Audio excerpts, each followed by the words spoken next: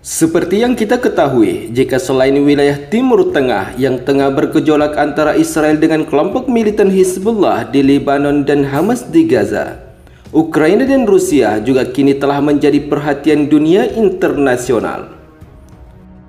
Di mana sejak perang Rusia-Ukraina dimulai, negara-negara barat selalu ikut campur dengan menyuplai berbagai sistem persenjataan terhadap militer Ukraina untuk mempertahankan wilayahnya dan menyerang Rusia lebih jauh lagi. Namun yang kini menjadi sorotan, yaitu rencana Rusia akan menggunakan senjata nuklir yang bisa berdampak pada Perang Dunia Ketiga yang semakin meluas di Eropa.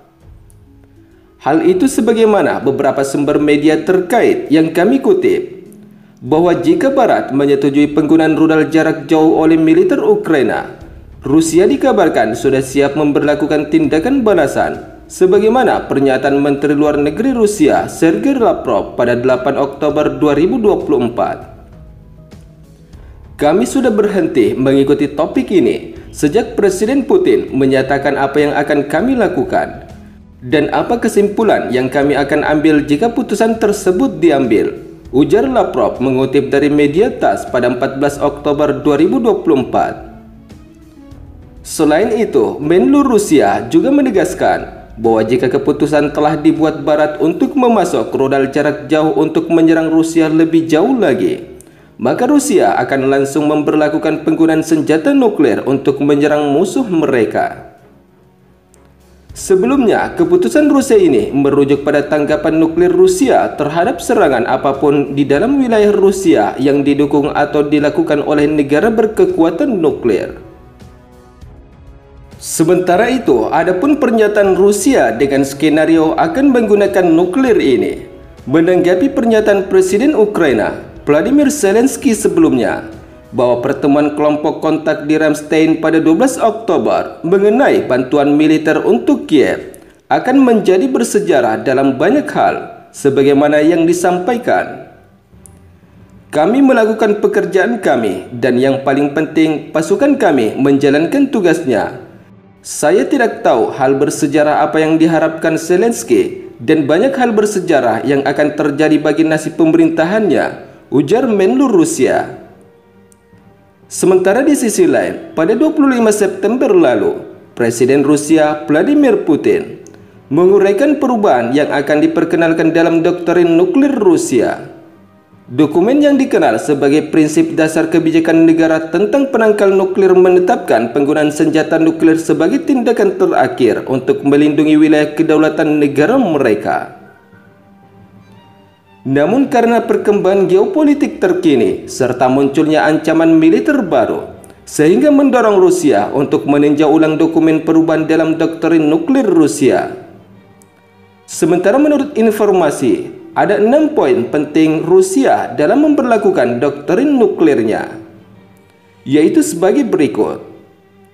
Pertama, dokumen yang direvisi memuat daftar lebih luas mengenai negara dan aliansi militer yang menjadi subjek penangkal nuklir. Kedua, daftar ancaman militer yang membutuhkan penangkal nuklir juga diperluas. Ketiga, agresi terhadap Rusia oleh negara non-nuklir, tetapi dengan dukungan atau partisipasi negara berkekuatan nuklir, akan dipandang sebagai serangan bersama terhadap Rusia. Keempat, informasi yang dapat dipercaya mengenai peluncuran besar-besaran pesawat strategis atau taktis menuju Rusia, atau peluncuran rudal jelajah, drone, dan senjata hipersonik dapat dianggap sebagai alasan cukup untuk tanggapan nuklir oleh Moskow. Kelima, Rusia berhak menggunakan senjata nuklir dalam kasus agresi terhadap dirinya sendiri dan sekutunya Belarusia. Dan keenam, ancaman kritis terhadap kedaulatan Rusia dengan senjata konvensional juga akan cukup sebagai alasan untuk tanggapan nuklir. Sementara itu, Rusia juga menegaskan sikap bertanggung jawabnya dalam hal senjata nuklir dan berupaya mencegah penyebaran ke seluruh dunia, di mana triad nuklir tetap menjadi elemen penting untuk keamanan Rusia dan instrumen untuk menjaga keseimbangan global. Adapun doktrin nuklir Rusia saat ini disetujui pada Juni 2020 lalu dan menggantikan dokumen serupa yang berlaku selama sekitar 1 dekade. Sementara di sisi lain, selain Rusia yang mulai mempersiapkan senjata nuklirnya, Korea Utara juga menjadi topik pembahasan dunia internasional saat ini. Menurut sumber media terkait yang kami kutip pada 14 Oktober 2024, pemimpin Korea Utara, Kim Jong-un, kembali mengancam akan menggunakan senjata nuklirnya untuk menghancurkan Korea Selatan, yang juga merupakan salah satu sekutu utama Barat. Pernyataan Korea Utara itu datang setelah Presiden Korea Selatan memperingatkan bahwa jika Korea Utara menggunakan senjata nuklir, maka rezim Kim Jong-un akan berakhir. Seperti yang kita ketahui, jika perang pernyataan antara Korea Selatan dan Korea Utara ini muncul di saat ketegangan di semenanjung Korea dan hanya beberapa minggu setelah media pemerintah Korea Utara merilis gambar Kim Jong-un yang mengunjungi fasilitas pengayaan uranium yang memproduksi bahan nuklir tingkat senjata. Menurut laporan kantor berita pusat Korea, saat mengunjungi pangkalan militer di bagian barat negara Korea Utara pada 2 Oktober kemarin, Kim Jong-un mengatakan jika Korea Selatan melanggar kedaulatan Korea Utara, Pyongyang tanpa ragu akan menggunakan semua kekuatan ofensif yang dimilikinya, termasuk penggunaan senjata nuklir Korea Utara.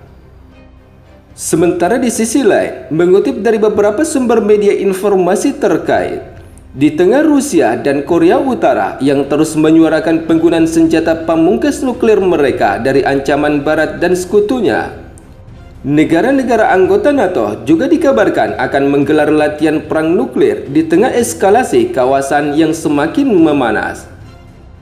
Sebelumnya, Pakta Pertahanan Atlantik Utara atau NATO akan menggelar latihan nuklir terbesar yang telah direncanakan sejak lama pada pekan depan.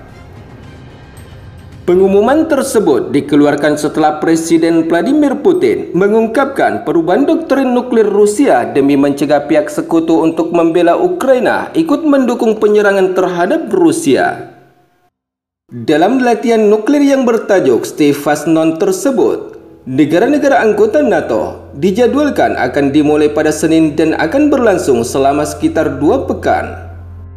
Di mana dalam latihan tersebut akan dipimpin oleh Belgia dan Belanda menggunakan 8 pangkalan militer yang akan melibatkan 2.000 personel dan 60 pesawat dari 13 negara yang telah diadakan pada waktu yang hampir sama setiap tahun selama lebih dari 1 dekade.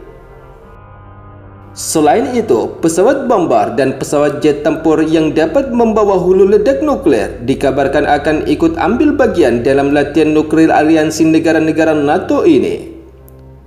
Namun tidak ada amunisi aktif yang digunakan dalam latihan tersebut, dan sebagian besar latihan akan diadakan sekitar 900 km dari Rusia di Laut Utara, di mana Moskow telah diberitahu oleh NATO tentang latihan tersebut.